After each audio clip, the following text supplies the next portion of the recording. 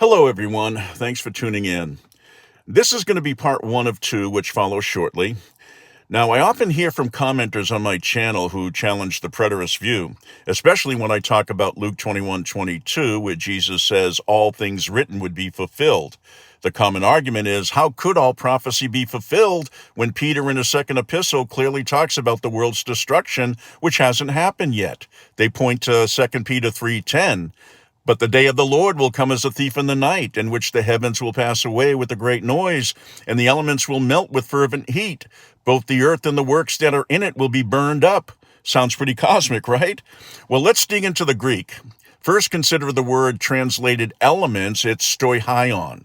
And if you look at every other place this word is used in the New Testament, like Galatians 4:3 and 9, Colossians 2:8 and 20, or Hebrews 5:12, it consistently refers to the elementary principles or rudiments of the Old Covenant law, not physical matter. Why would Peter suddenly use it to mean physical universe elements here and nowhere else? It makes far more sense that he's talking about the foundational elements of the Old Covenant system. Then there's the phrase burned up. It's from the Greek word katakaio.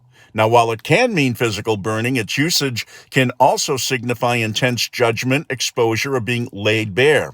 Think about judgment in Scripture often being described with fire, a refining fire, a judgmental fire.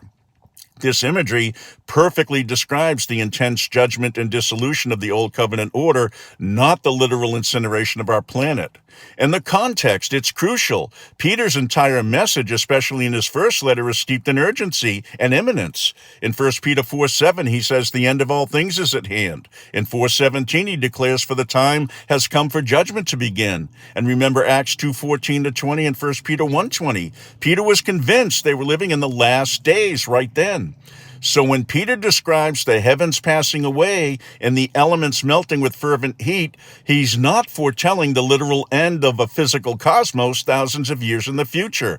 He's describing the fiery judgment and complete dismantling of the Old Covenant system, the spiritual heavens and earth of Israel, which indeed culminated powerfully in AD 70 with the destruction of Jerusalem and its temple. Suddenly, Luke 21:22 promised that all things written would be fulfilled within that generation makes perfect sense, even including Peter's powerful prophecy. So what do you think? Let me know in the comments, and I'm out.